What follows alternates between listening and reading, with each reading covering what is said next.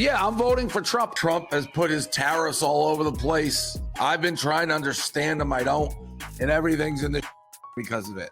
Donald Trump just cost me 20 million or whatever he did. Maybe don't be on the golf course. I've been putting off filming this video for the longest time because I really didn't want it to come to this, but I won't be able to be selling to the US anymore and I am heartbroken. The US is our main market, but with this current tariff situation, I won't be able to sell our products anymore. I'm not somebody who's gonna charge $200 for a tote bag, and it just seems so unfair. War is officially on, so if you're Canadian, now more than ever is it so important to be shopping Canadian products. I'm heading to the grocery store now. I'm going to put together a list of all the products that are either made in Canada or products of Canada, so it's easy for you to do your next grocery shop. Shopping for produce, these are the labels that you want to be looking out for.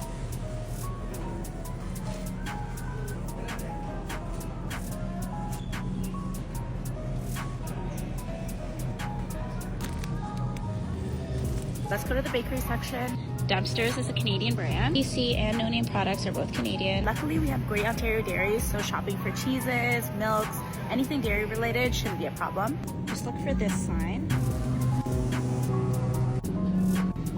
Let's go to the snack aisle. Cavendish Farms is a Canadian brand. These are the best kinds of fries anyways. KD. Crispy Minis are made in Canada.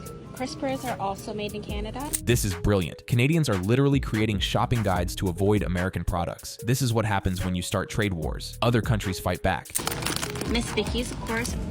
Primo. Catelli Pasta. Hellman's is made in Canada. Heinz Ketchup is made in Canada, but I believe French's is a Canadian brand. Nutella is made in Canada. This is made with 100% Canadian oats. I'm not gonna lie, that took way longer than anticipated, so here's a list of everything I found to make it easier for you. Just me and my husband are doing the quality control, we're doing the marketing, we're doing the designing of the items, we're doing everything by ourselves. The customer service. We're not a dropshipping brand. We don't have any investors. We don't have a warehouse full of items that were $3 a unit. We're just trying to build something that feels good, that can help people live their everyday life, that can function. This brand started as an idea. We just wanted to create a product that felt like you, something that could help everybody, that you could take to the library, to school, to therapy, to a solo cafe date. And now I might lose the community that made this brand what it is today. I'm scared, I'm heartbroken. I don't know what this means for the future of the adult library. I'm confused, I'm angry. I don't understand why for small businesses it's always so complicated. I mean, I quit everything to do this. It's so unfair. So if you're watching this from the US, I want to say thank you. I want to say I love you. I want to tell you that you gave me the best 3 years of my life. And if this is really the end of an era, I want you to know that we have built something amazing together and beautiful. And I want to thank you from the bottom of my heart. It really feels like an unfair fight. Nothing beats a Jet2 holiday. And right now, you can save £50 per person. That's £200 off for a family of 4. Sorry, we no longer accept US currency. That's a sign from a Canadian grocery store. The Buy Canada movement is trending in Canadian grocery stores due to Trump's trade wars. Some US companies are even stating that Canadian retailers are shunning their products. US-based diaper company Parasol Co. was actually in the middle of a deal with a Canadian retailer, and the retailer ended up halting on the deal because of growing anti-American sentiment in Canada. We're instructed by a retailer to pause any American brand launch. When it comes to liquor, you'll see a lot of signs here that state Buy Canadian instead. I'm Canadian. This was just a small section of the liquor store today. It was tarped off. American farm products are decaying too in stores. The world is not buying anything American. We love Americans. We've always had your back. It sucks to hurt you back because of one guy. Context: in 2024, Canada imported $350 billion worth of products from the United States, making it the largest trading partner. The ramifications here are huge, but it's definitely ramping up Canadian pride. Canadian taxi drivers are even starting to add stickers that say Ride Canadian. Uber and Lyft are American-based companies. Pretty crazy stuff. $350 billion. That's what's at stake here. And Trump just threw it all away with his ego-driven trade war. Now let's see what's happening in Europe. And trust me, it's even more dramatic. I'm sure the rest of the world is bowing down to the US. What about you, France? Voulez-vous coucher respect-moi? C'est moi? In France, Emmanuel Macron called the tariffs brutal and unfounded. A town in France has replaced Coca-Cola with apple juice at municipal events. A boycott of Coca-Cola. We need to punish Mr. Trump a little bit. They will content themselves with the Statue of Liberty on the Quai de Seine in Paris. These French people will not set foot in the United States as long as Donald Trump is in power. I don't want to, although I love America and I've been before, but this time, that's a no. Hold on. France had a second Statue of Liberty on the side this whole time? That's the most French thing I've ever heard. But fine.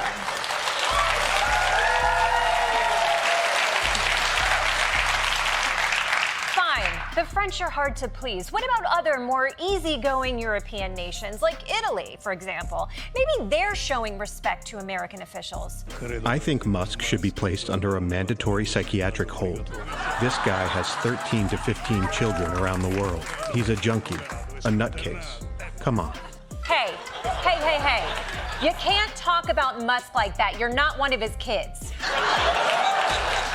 Although, statistically, you might be. I'm dying. The French are replacing Coca-Cola with apple juice at government events, and the Italians are calling for Elon to be put on psychiatric hold. This is what happens when you alienate your allies. I have a question for Europeans right now, and I know that Europe is not a monolith. It's a bunch of different countries, and everyone has different opinions. But I'm just curious, as someone who makes travel content in Europe a lot, because I travel in Europe frequently, I'm curious to know what you guys think about the United States right now. So let's do like a scenario. If I were to come to your country today and we met in a grocery store or a restaurant or on a trail hiking in your beautiful parks, or we met at a historic site or whatever it is, and we met and you asked me where I was from and I said I was from the United States, what would be your immediate thought about me? About me or about where I come from, or just like in general, what would be your first thought when you found out that I was an American? And be honest, like, I know how I feel about what's going on in my country right now. I'm not thrilled with what's going on. I'm feeling concerned, but I want to know what the perception is outside of the US. And people that follow me, people that know me, and just like what the initial thought is on if you met an American right now, what are the assumptions you're gonna make about them? Obviously, you know, we don't all think the same, but what are the vibes? Please be honest.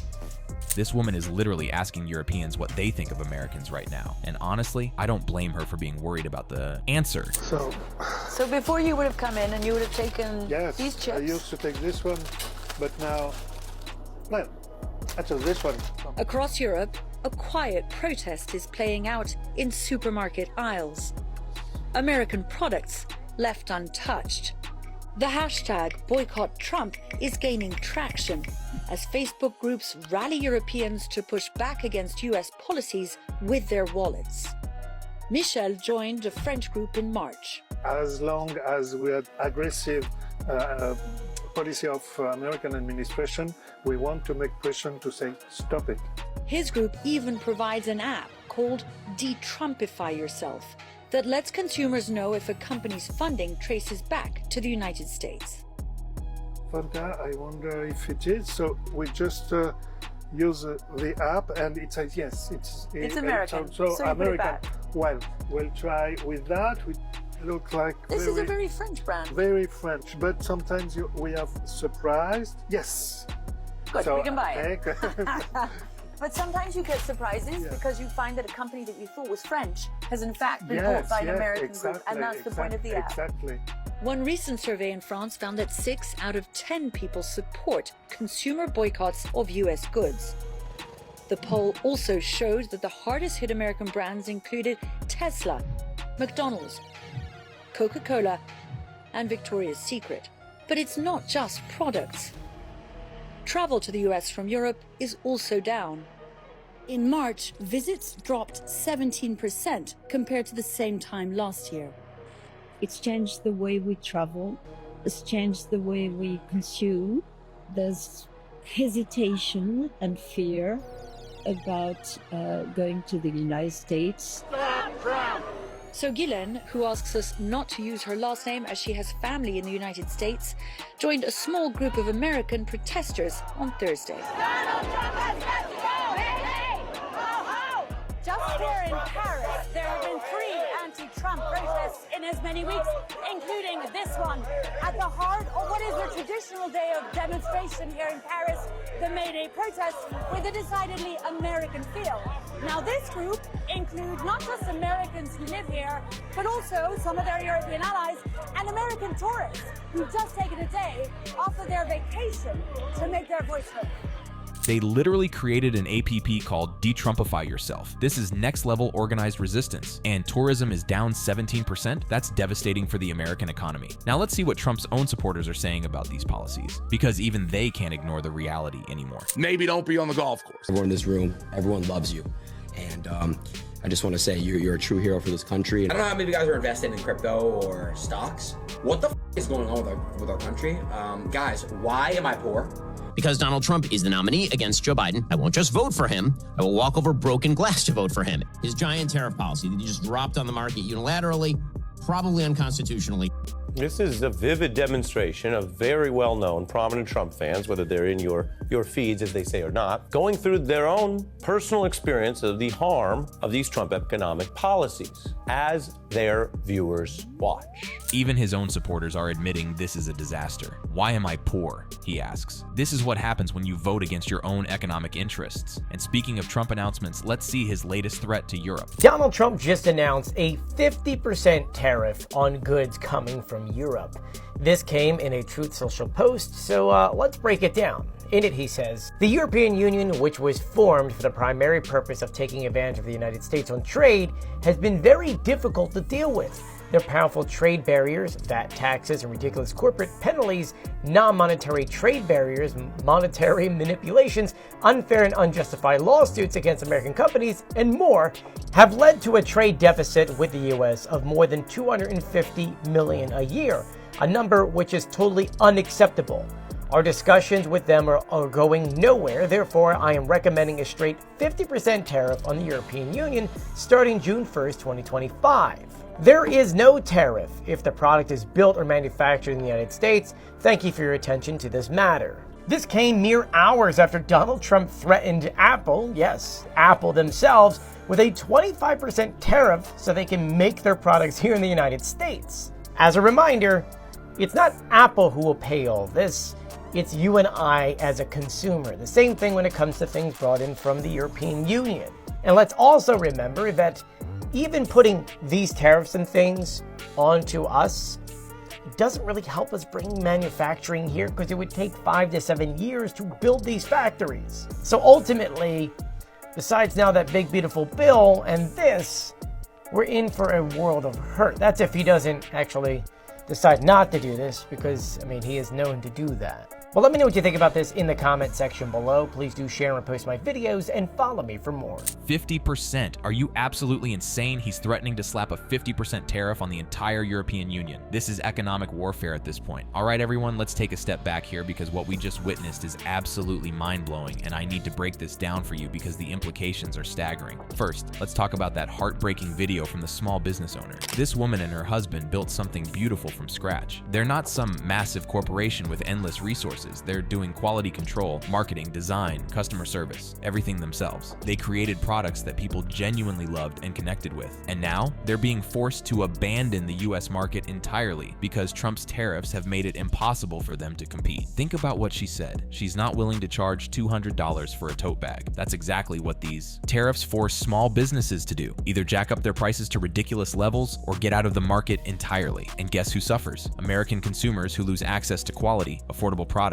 and small business owners who lose their livelihoods. But here's what's really infuriating. This is exactly what economists predicted would happen. Trade wars don't have winners, they have victims. And the victims are always regular people, small businesses, and consumers. Now let's talk about the global response, because this is where it gets really interesting. What we're seeing is unprecedented organized resistance to American economic policies. The Canadians aren't just passively accepting these tariffs, they're actively building infrastructure to cut American products out of their economy. That grocery shopping guide we saw, that's not just just one person's project. This is a coordinated movement. They're creating comprehensive lists, educating consumers, and systematically redirecting $350 billion worth of trade away from American companies. That's not just a number. That's American jobs, American farmers, American manufacturers who are losing their biggest trading partner. And the Europeans. Oh my God, the Europeans are taking this to another level entirely. They created an app called De-Trumpify Yourself that scans barcodes and tells you if a product is American owned. This is next level organized boycotting. They're not just avoiding obvious American brands. They're researching ownership structures to make sure they're not accidentally supporting American companies. The fact that 60% of French people support boycotting American goods should terrify anyone who cares about the American economy.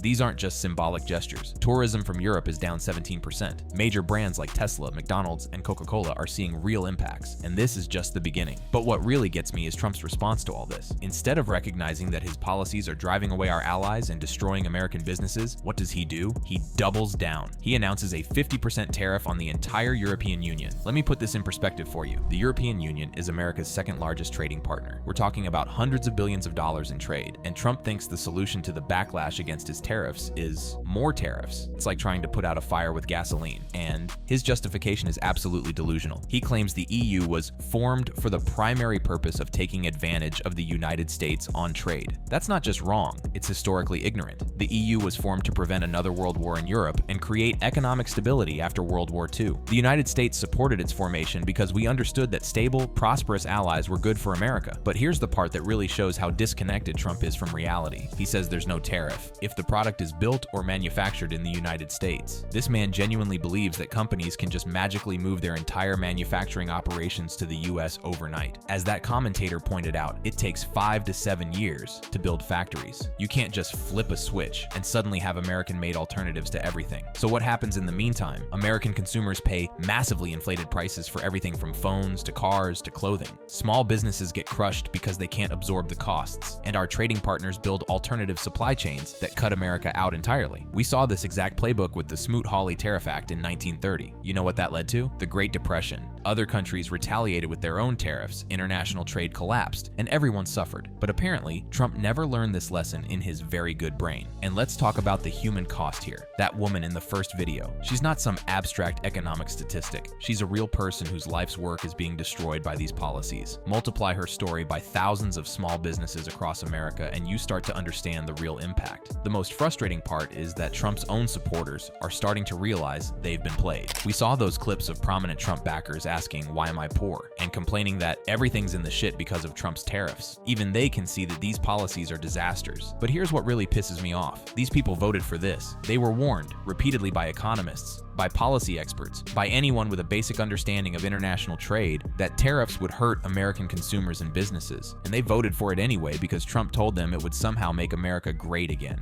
Well, congratulations. You made America isolated, expensive, and economically vulnerable. Our allies are actively working to reduce their dependence on us. Our small businesses are getting crushed, and our consumers are paying through the nose for everything. The saddest part is that there are real ways to support American manufacturing and workers. You can invest in education and training programs. You can provide tax incentives for companies that bring manufacturing back to the US. You can invest in infrastructure and research and development. You can negotiate multilateral trade agreements that actually benefit American workers. But all of that requires actual policy work, understanding economics, and building relationships with allies. It's much easier to just slap tariffs on everything and pretend you're being tough. The irony is that Trump claims to be America first, but his policies are systematically weakening America's position in the global economy. We're losing our trading partners, our soft power, our economic influence, and our competitive advantages, all while making life more expensive for regular Americans. And the global response we're seeing? This isn't going away when Trump leaves office. These countries are building permanent alternatives to American products and services. They're creating supply chains that don't depend on the US. They're forming trading relationships that exclude America. This damage could take decades to repair. So when you see small business owners crying because they can't afford to sell to American customers anymore, remember, this was a choice. This was a deliberate policy decision made by someone who fundamentally doesn't understand how modern economics works. And when your groceries cost more, when your electronics cost more, when everything costs more, remember, you were warned. We all were warned. But apparently owning the libs was more important than basic economic literacy. The good news is that we can fix this. We can rejoin international institutions, renegotiate trade agreements, and rebuild relationships with our allies. But first, We need to acknowledge that these policies have been an absolute disaster for America and Americans. That small business owner deserved better. American consumers deserve better. Our allies deserve better. And frankly, America deserves better than this economic vandalism disguised as policy. Let me know in the comments what you think about all this. Are you seeing the impact of these tariffs in your own life? Do you think our allies will forgive us for this mess? And please share this video because people need to understand what's really happening here. Trump puts on a tariff and China puts on another tariff, and then Trump puts on a tariff and then there's another tariff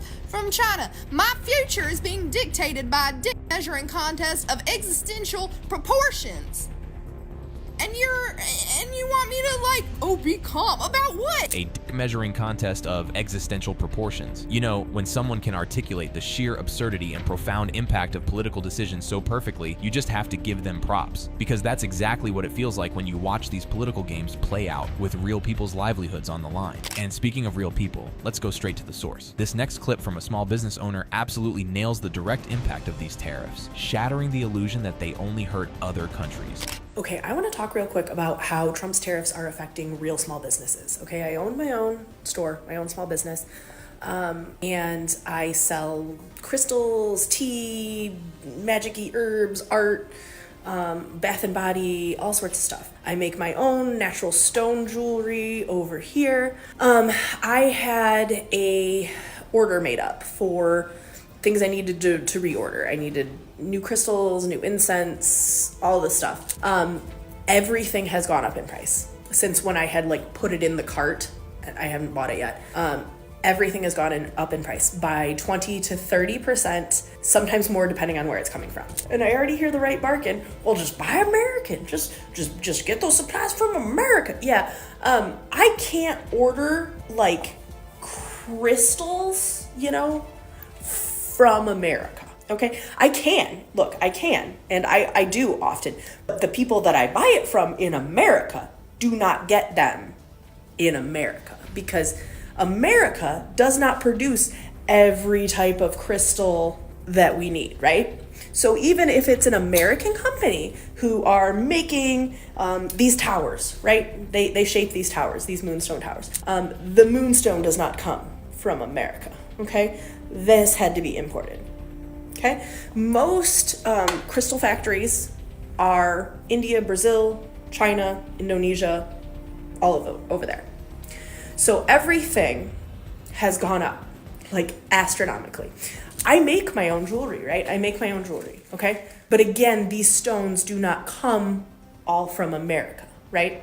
My materials, my wire that I use, the chains that I use, guess what? It doesn't come from America.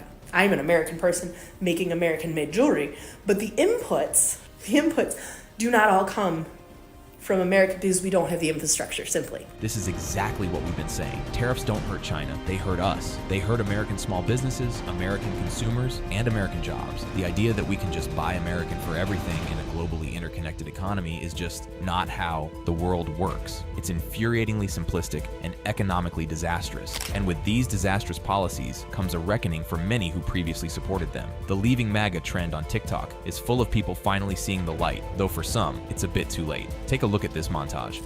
I'm in 2 weeks. I'm done. You want to talk about regretting your vote? I never thought I'd say that, but I regret my vote. I voted for Trump. I voted for Trump, and I regret it now.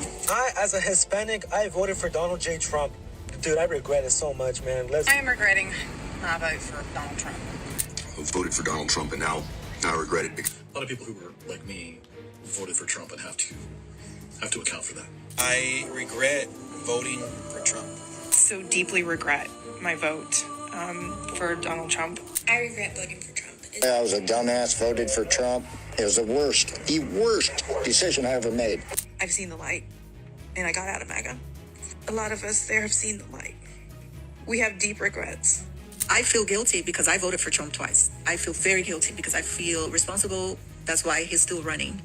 I was with Trump for 9 straight years. I'm disappointed. I'm very disappointed in... It's hard not to feel a twinge of you reap what you sow, isn't it? But Allie Phillips, who created that montage, has a really thoughtful take on how we should approach those who are finally seeing the light. It's a nuanced but important distinction. So where I stand is I care about everybody. Call me a bleeding heart liberal. That's what my husband calls me, and I don't care. It's not offensive, and it shouldn't be radical to care about people. This is what I'm going to say. I have empathy. I have empathy for these people because they were lied to, and they believed the lies, and all of us at some point in time in our lives, we will believe a lie, and that's just a fact. It's human nature. None of us are perfect, but what I don't have is sympathy, because the facts were laid out right in front of you. We were screaming them in your face, and you chose to ignore us, and now we're in this position. So I'm not going to be the one that stands here with open arms and be like, yes, come over to us finally, because you hurt the people I care about. But what I can do is I can stand next to you if you're willing to stand up and fight back for the damage that you caused. And no, that doesn't make you a liberal. That doesn't make you a radical. That doesn't make you a Democrat. That doesn't make you anything other than what you want to be, standing up for your country. Makes you a patriot, a real patriot, makes you an American. And at the end of every single day, we have to remember, as Republicans, Democrats, independents, that there are more of us than there are of them in government. And I mean, Trump is shrinking our government day after day, so there's even less government. But we have the power, right? It is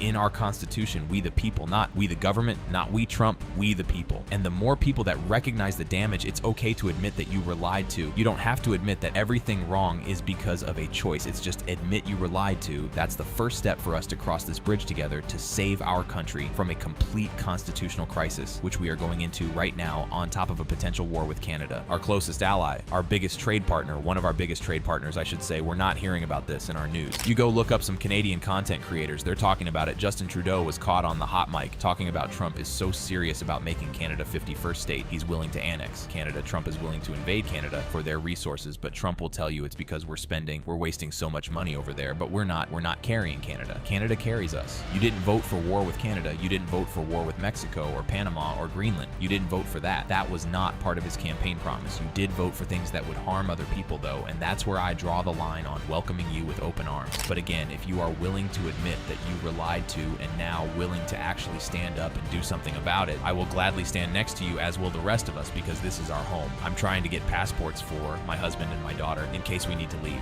That's terrifying. I'm planning on getting a passport for my unborn child the moment he's born in case we need to leave. I don't want to leave. This is my home. This is where I've spent my entire life, but the threat is real and it's there. And the sooner we take off blinders and recognize the real damage that Trump and Elon and the rest of his loyalist cabinet are doing to us, the sooner we can save this country from a complete and utter like takeover. The rest of the world has been laughing at us. America is the laughing stock of Earth right now, but it's not funny anymore. They're not laughing anymore. They are actually concerned for Americans. I have followers in different countries all across the globe that have messaged me and said, like, you have a place here if you need to leave. Never thought I would have to actually follow through with that. But if it comes down to it, I will do whatever I possibly can to protect my family. With every resource that I have, I will do whatever it takes, as I know you would too. So admitting you were lied to admitting that you regret your vote, that's great. Now do something about it. That's the exact kind of nuanced perspective we need. Empathy for those who were lied to. Yes, because deception is powerful, but sympathy, not when the facts were screaming in their faces and they actively chose to ignore them. The goal isn't just to say I regret my vote, it's to actually do something about it, to fight for the country they helped damage. And finally, to lighten the mood a bit, because sometimes you just have to laugh at the absurdity of it all. This next clip tackles the ridiculousness of the current political discourse and what happens when the very people who claim to be tough can't handle a little playground level trolling. It's June, it's Pride,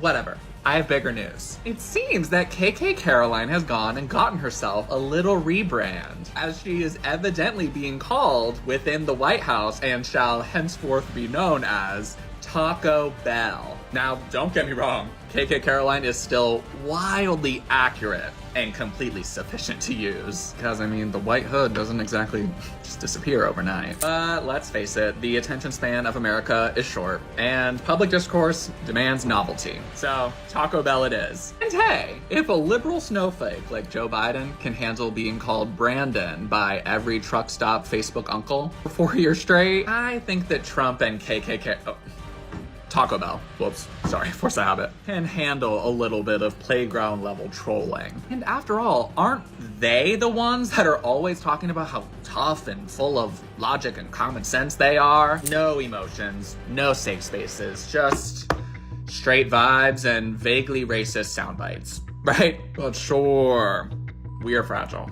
Anyway, congrats, Caroline. You're the Taco Bell of the ball. Taco Bell of the ball. I'm absolutely cackling. It really highlights the hypocrisy, doesn't it? The same people who claim to be beacons of logic and common sense, who mock liberal snowflakes for needing safe spaces, are the first to melt down when faced with even the mildest form of ridicule. It's pathetic, and frankly, it's a telling sign of insecurity. What we've seen in these clips is a microcosm of the disastrous reality of Trump's economic policies and the profound societal divide they've exacerbated. The small business owner's plea for understanding about tariffs wasn't just a lament, it was a desperate cry from someone whose livelihood is being actively threatened by a political ideology that prioritizes grandstanding over practical economics. The notion that tariffs only hurt foreign adversaries is a simplistic fantasy perpetuated by those who either don't understand or actively disregard basic economic principles. Tariffs are, in essence, taxes paid by American consumers and businesses when a small business owner, like the one we saw, has to pay 20 to 30% more for their raw materials that simply aren't available domestically because we lack the infrastructure or natural resources. Those costs get passed on to the consumer, or the business owner absorbs them, risking their own survival. It's not just crystals, it's everything from manufacturing components to specialized herbs. The Buy American mantra, while appealing on the surface, ignores the complex integrated global supply chain that makes most modern businesses viable. This isn't about patriotism, it's about economic reality, and Trump's policies consistently fail to grasp that reality, leaving American entrepreneurs vulnerable. Then we have the leaving MAGA phenomenon. On one hand, it's almost too easy to point fingers and say, "We told you so." For years, those of us on the progressive side, and even many independent economists and political analysts, laid out exactly what the consequences of Trump's policies and rhetoric would be. We warned about the economic isolation, the damage to alliances, the erosion of democratic norms, and the deepening of national division. To watch people now come forward, expressing regret because the consequences have finally reached their doorstep, is frustrating. It's a bitter pill to swallow when you've been screaming into the void while friends and family actively dismissed your concerns as liberal fear-mongering or fake news. However, Allie Phillips' distinction between empathy and sympathy is crucial. We can have empathy for those who were undeniably caught in a web of misinformation and deliberate lies. The propaganda machine was vast and insidious, but that empathy shouldn't equate to sympathy, especially not the kind that offers a free pass. The facts were available. The warnings were clear. The choice to ignore them, to embrace conspiracy theories, or to simply prioritize tribal loyalty over truth had real, damaging consequences for countless people who didn't vote for those outcomes. The challenge now isn't to gloat, but to recognize that this regret, while overdue, is a necessary first step towards healing the immense damage done. The question becomes, what now? As Allie says, it's not enough to admit you were lied to. You have to be willing to stand up and fight back against the system that lied to you and continues to threaten the country. That means actively engaging, pushing back against the very policies and ideologies that hurt them, and most importantly, voting differently. It means joining forces with those who have been fighting all along, not because they are liberals or radicals, but because they are patriots working to defend the core principles of democracy and economic stability. And finally, the humor, or rather, the stark satire, about Taco Bell highlights the deeply unserious and often hypocritical nature of the conservative movement. The same people who champion toughness and no safe spaces are quick to collapse under the slightest critical gaze. This performative outrage and victimhood are precisely what make meaningful dialogue impossible and allow destructive policies to continue unchecked. When those in power are more concerned with their nicknames than the economic well-being of their constituents or the stability of international relations, you know you're in deep trouble. The future of our country depends on a collective awakening and a willingness to act on the truth, even when it's uncomfortable. It requires us to demand accountability from our leaders and from ourselves. These clips aren't just isolated incidents, they're symptoms of a larger illness that needs to be addressed head-on. Support your local small businesses, but also support political movements that genuinely prioritize the well-being of all Americans over dangerous political stunts and self-serving rhetoric. We have to unite to save this country, and that unity must be built on truth, not convenient regret. In a jaw-dropping press conference moment that shocked both nations, White House Press Secretary Caroline Leavitt dropped this bombshell. Well, the president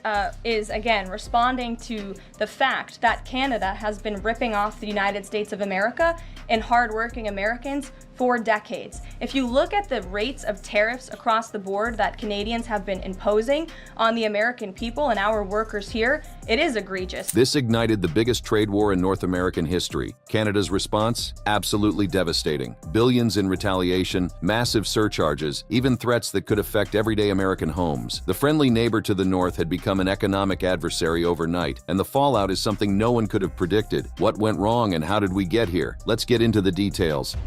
The spark that ignited the trade war. In the frigid political landscape of 2025, Canada found itself thrust into the center of a diplomatic maelstrom when Caroline Leavitt, the youngest White House press secretary in American history, made a series of incendiary claims that reverberated across the nation's political landscape like a thunderclap in the night. The saga began on January 29, 2025, when the 27-year-old press secretary made her debut at the podium, her steely demeanor and unflinching delivery marking a new era in White House communications. Yet beneath the seemingly routine briefing lay the seeds of controversy that would blossom into a full-blown trade war. The Trump administration's plans for 25% tariffs on Canada, set to take effect on February 1, 2025, would have been controversial enough on their own, but it was Leavitt's unwavering defense of these measures, delivered with a combative confidence that many found off-putting, that truly set Canadian political circles ablaze with indignation. The public discourse took a decidedly hostile turn during what would become one of the most infamous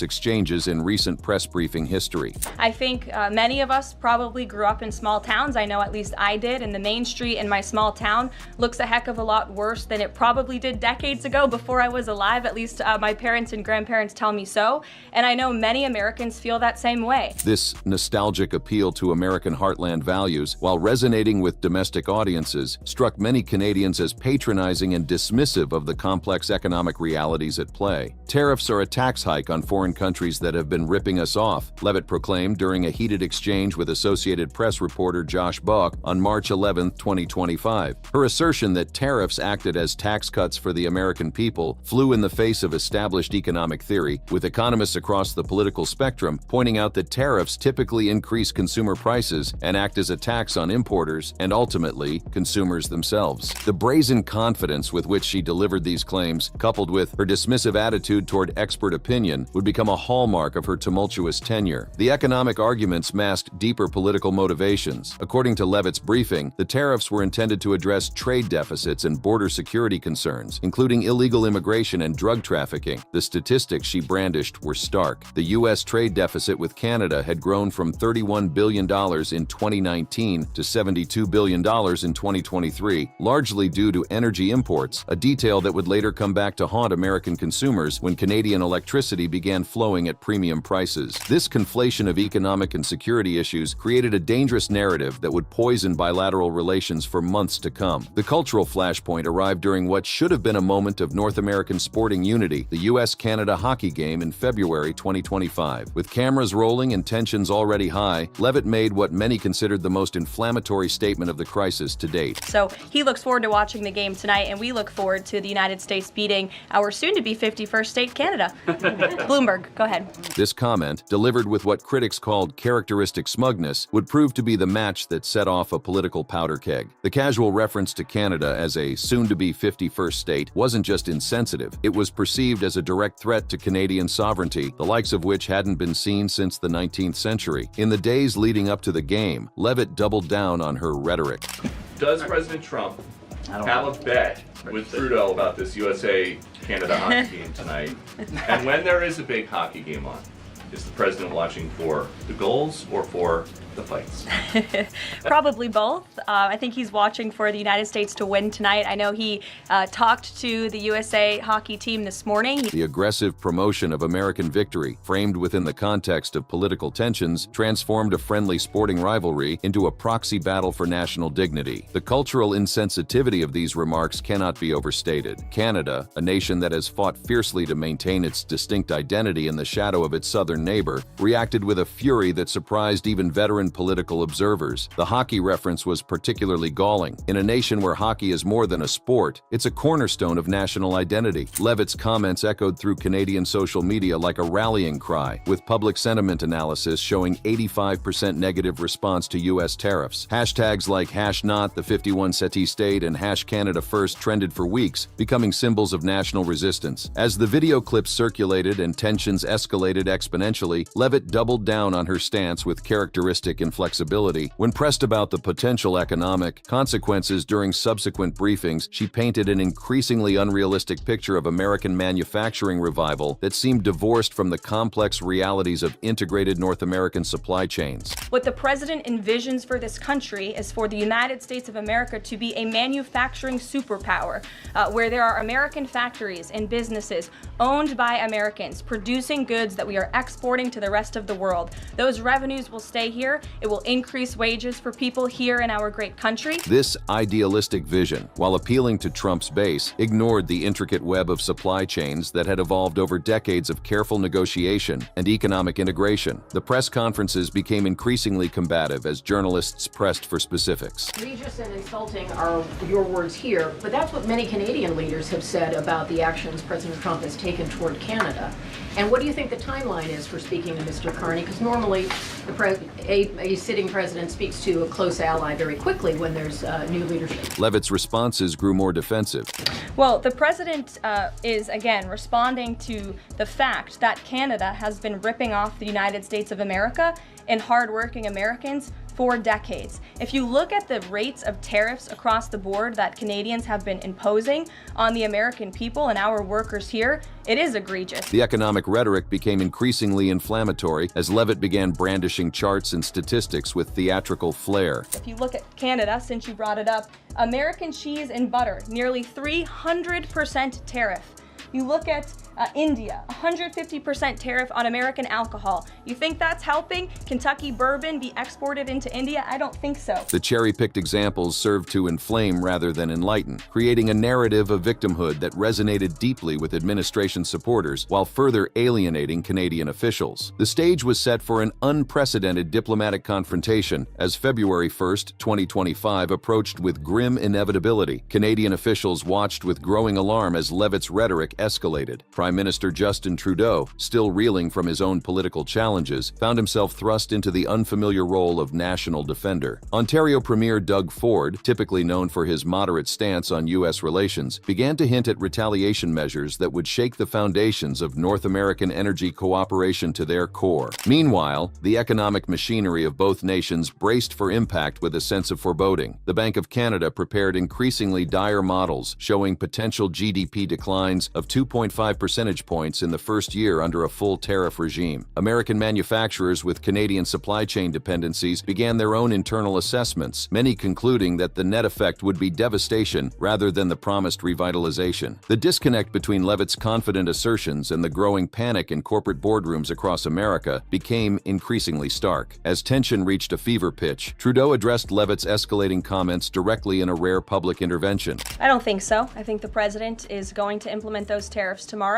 and he will respond to Mr. Trudeau's comments in due time, I am sure. The Canadian Prime Minister's measured but firm response highlighted the growing chasm between diplomatic protocol and the inflammatory rhetoric emanating from the White House press room. Economists on both sides of the border warned of cascading effects that could ripple through global markets, while political commentators speculated about the long-term damage to a relationship that had weathered everything from the War of 1812 to modern security challenges. The first phase of the crisis had been set in motion by a series of remarks that many Canadians viewed as not just economically ignorant, but fundamentally disrespectful to their national sovereignty. Canada strikes back with economic precision. When the clock struck midnight on February 1, 2025, the economic landscape of North America irrevocably shifted in ways that would have seemed unthinkable just weeks earlier. But Canada's response to Levitt's comments and the subsequent tariffs demonstrated why many international observers call Canadian diplomacy a masterclass in measured precision, a stark contrast to the brash declarations coming from the White House press room. The methodical nature of Canada's retaliation would prove far more devastating than the blunt instrument approach favored by the Trump administration.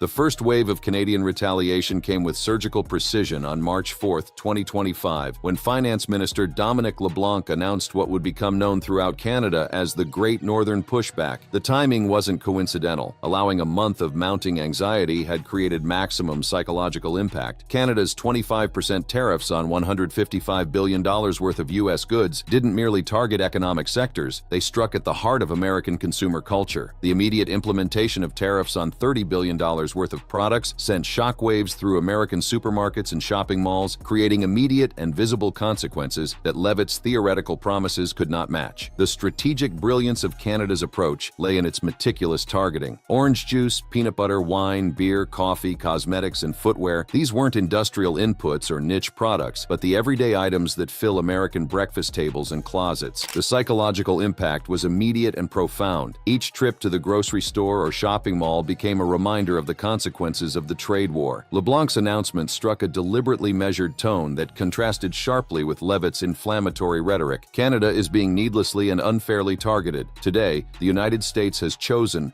firm in defending our economy. The Canadian approach combined economic retaliation with diplomatic sophistication, ensuring international observers understood Canada was responding, not initiating hostilities. The electricity tariff represented the crown jewel of Canadian retaliation. Ontario's 25% surcharge on electricity exports, generating approximately $300,000 CAD daily, demonstrated Canada's often overlooked leverage over American energy security. The surcharge was elegantly calibrated to maximize impact while maintaining political plausibility. Canada could claim it was merely supporting Ontario workers, families, and businesses, while American households in Minnesota, Michigan, and New York faced rapidly rising electricity bills that couldn't be easily attributed to other factors. The nuclear option that Ontario Premier Doug Ford held in reserve, shutting off electricity entirely, was precisely calculated to create maximum anxiety without immediate implementation.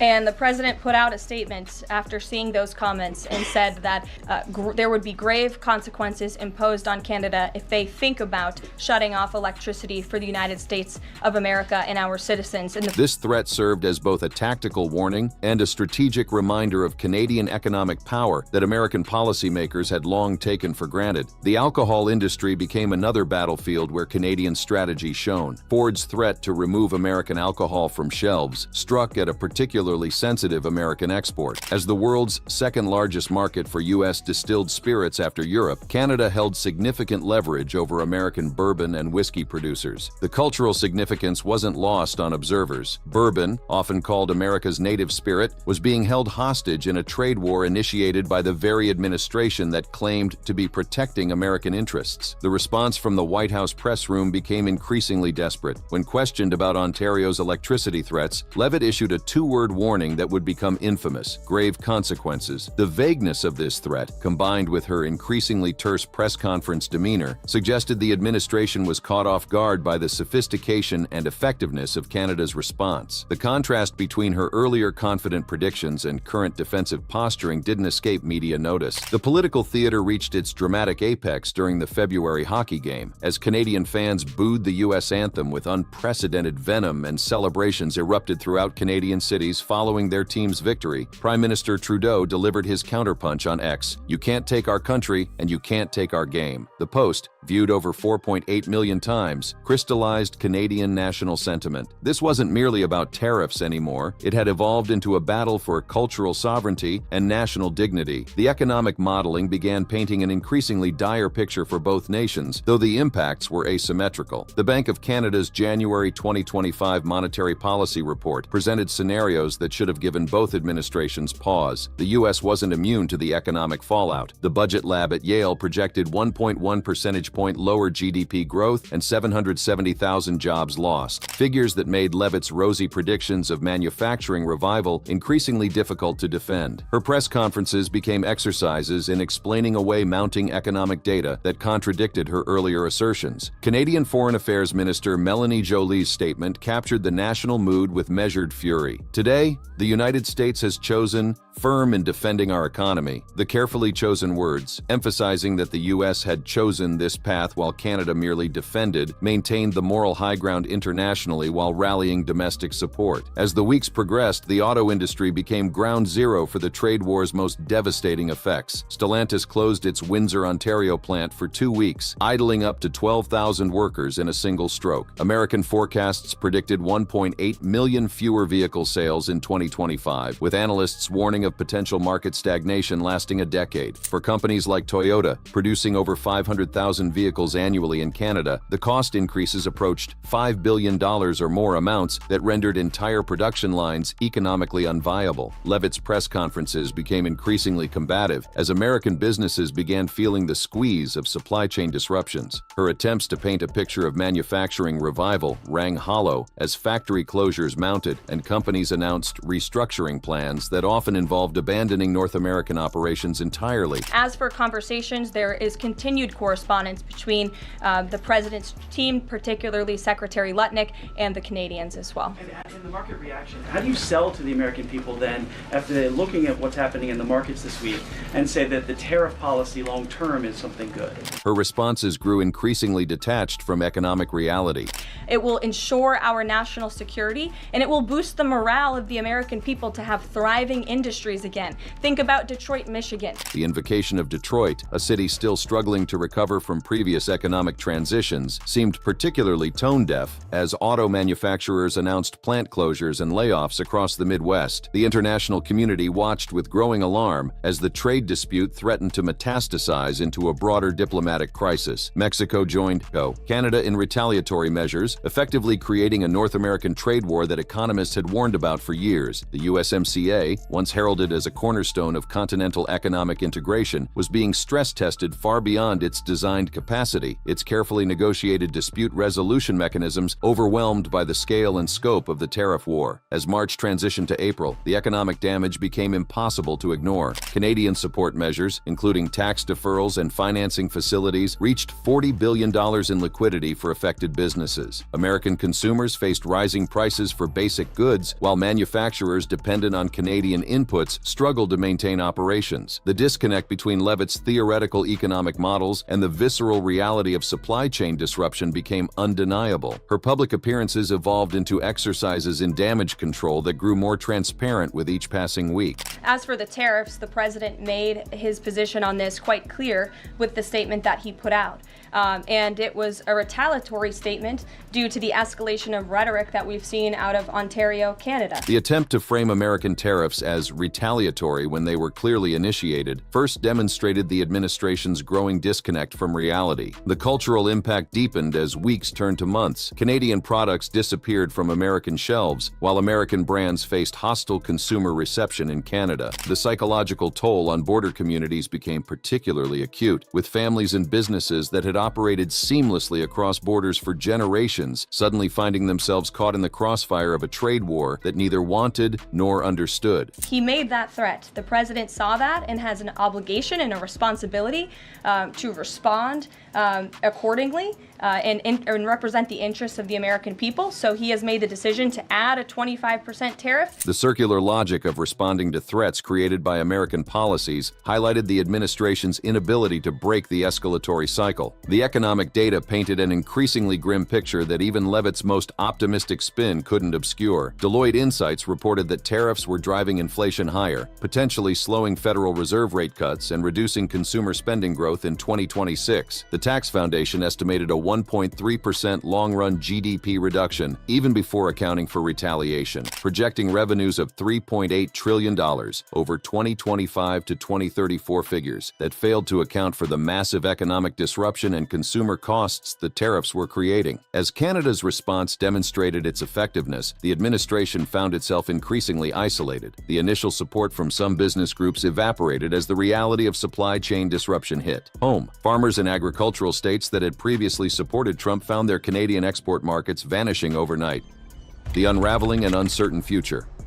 The symbolic moment that crystallized the new reality came during a press conference on April 16, 2025, when Levitt appeared visibly flustered while fielding questions about whether Trump's order to investigate Chris Krebs, who had certified the 2020 election as secure, constituted an abuse of power. Her evasive response, that it was within Trump's authority while avoiding a direct answer, mirrored the administration's broader inability to address the cascading consequences of their trade policies head-on. The parallel crises of domestic political political retribution and international economic conflict began to merge in the public consciousness, creating a sense of institutional chaos. The signal leak scandal of March 26, 2025, when a journalist was accidentally added to a Signal chat discussing military plans, further underscored the administration's operational chaos. Leavitt's refusal to rule out firings and her confirmation that Trump had seen the messages without calling them classified added another layer of complexity to an already volatile situation. Some officials privately described Defense Secretary Pete Hegseth's messages as reckless and dangerous, highlighting the disorganization within the administration as it grappled with multiple crises simultaneously. The convergence of security breaches and economic warfare created an atmosphere of perpetual crisis that eroded public confidence on both sides of the border. The economic data continued to paint an increasingly catastrophic picture that even the most skilled spin doctors couldn't obscure. Deloitte Insights reported that tariffs were driving inflation higher at a pace that threatened to destabilize monetary policy, potentially slowing Federal Reserve rate cuts that the economy desperately needed and reducing consumer spending growth in 2026 by margins that could trigger a broader recession. The Tax Foundation estimated a 1.3% long-run GDP reduction, even before accounting for retaliation, while projecting revenues of $3.8 trillion over 2025 to 2034, figures that did little to offset the mounting damage to American manufacturers and consumers who faced immediate price increases while the promised tax revenue remained theoretical. Canadian strategic planning intensified as the crisis deepened. Prime Minister Mark Carney, who had taken office amid the crisis, announced an ambitious plan to reduce Canada's dependence on American products and services at speeds we haven't seen in generations. This wasn't merely rhetoric. Canadian businesses began actively pursuing alternative supply chains, forging new trade relationships with European and Asian partners that would outlast any resolution to the immediate crisis. The economic realignment promised to have generational implications, potentially reshaping North America's economic geography permanently. By April 2025, as Canada's auto industry implemented carve-outs for parts to maintain some semblance of supply chain continuity, it became increasingly clear that traditional trade models no longer applied to this conflict. The integrated North American auto sector, once a model of cross-border cooperation that had survived NAFTA and its replacement, was fracturing along national lines with terrifying speed. For companies straddling the border, the choices were stark and immediate: shut down operations entirely, accept unprecedented cost increases that would ultimately be passed to consumers, or undertake expensive and time-consuming restructuring to relocate production within national boundaries. The automotive crisis deepened dramatically as major manufacturers faced decisions that would reshape the industry. Toyota's annual production of over 500,000 vehicles in Canada faced cost increases approaching $5 billion,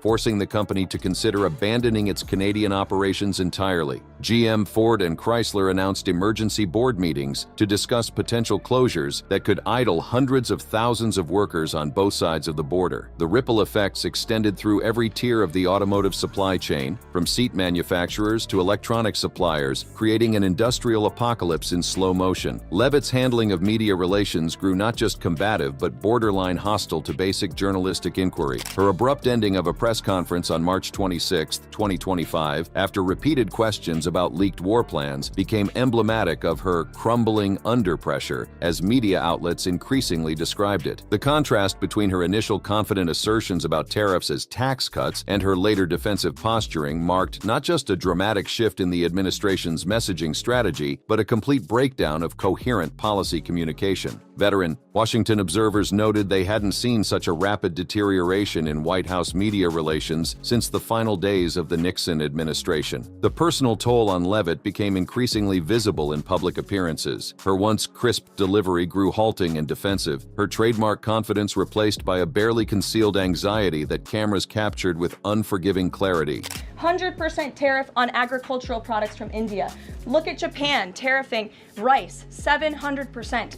President Trump believes in reciprocity, and it is about dang time that we have a president who actually looks out for the interests of American businesses and workers. The increasingly desperate invocation of historical grievances failed to address the immediate crisis unfolding before her eyes. The political implications extended far beyond trade as the crisis metastasized into other areas of policy discourse. During a new media briefing on April 29, 2025, Leavitt made waves by claiming Trump was trolling about pursuing a third term in 2028, despite Trump insisting he wasn't joking. The economic suffering extended far beyond government statistics to infiltrate the daily lives of millions of Americans. Consumers discovered firsthand the deceptive nature of Levitt's characterization of tariffs as tax cuts, price increases on 13% of CPI basket items, goods that comprised U.S. imports, hit everything from morning coffee to evening wine with devastating precision. As spring turned to early summer, the Project 2025 controversy continued to dog Levitt with increasing intensity. Her denial that Project 2025 has nothing to do with our campaign rang increasingly hollow as evidence mounted of her deep involvement in the initiative's planning processes. The video titled "The Art of Professionalism" featuring Levitt emerged as a smoking gun that contradicted her public stance, adding to the perception of dishonesty that increasingly characterized her public persona. This additional scandal compounded the economic crisis, creating a perfect storm of credibility issues that made effective crisis management virtually impossible. The international isolation of the United States grew more pronounced as allies distanced themselves from the economic chaos. European Union officials privately expressed shock at the rapid deterioration of the North American alliance, with some German diplomats referring to it as watching a slow-motion car crash in real time. The implications for future NATO cooperation and broader Western alliance structures began to alarm security experts who warned that economic fractures could quickly translate into strategic vulnerabilities. Economic analysts in London and Frankfurt speculated whether the crisis might finally push Canada toward deeper economic integration with Europe, potentially reshaping global trade patterns for decades. Levitt's press conferences evolved into intellectual contortion acts as she attempted to square the circle of economic reality with political messaging. Her rhetorical gymnastics reached their apex when pressed about Ontario's electricity surcharge that was generating $300,000 CAD daily. The president is determined to ensure that we are depending on American electricity, not the electricity production of foreign nations, including our allies in Canada. The disconnect from reality was staggering. American energy independence through tariffs was proving as logical as trying to run a car on good intentions. By late April, the economic damage transcended mere statistics to become a lived reality for millions on both sides of the border. Steel and aluminum workers who had initially supported the tariffs found themselves facing layoffs as Canadian retaliation decimated export markets. The agricultural sector faced its own crisis as Canadian tariffs on American products decimated traditional export markets. Orange growers in Florida, peanut farmers in Georgia, and coffee roasters across multiple states watched decades of market development evaporate overnight. The irony wasn't lost on observers. The administration claiming to protect American workers was presiding over the destruction of markets that had sustained rural communities for generations. Public trust in the administration's economic competence plummeted to historic lows. Polling data conducted in late April 2025 showed that 68% of Americans believed the tariff policy was hurting rather than helping the economy, with even Trump supporters beginning to question the strategy. Levitt's public approval ratings as press secretary fell to unprecedented levels, making her increasingly toxic to the administration's broader messaging efforts. Her appearances on cable news became rarer as networks reported viewer fatigue with her obvious evasions and contradictions. The crisis reached a new level of absurdity when Levitt attempted to claim that economic pain was somehow good for American character. During a May 1st press conference, she suggested that sometimes hardship builds resilience, and the American people are nothing if not resilient.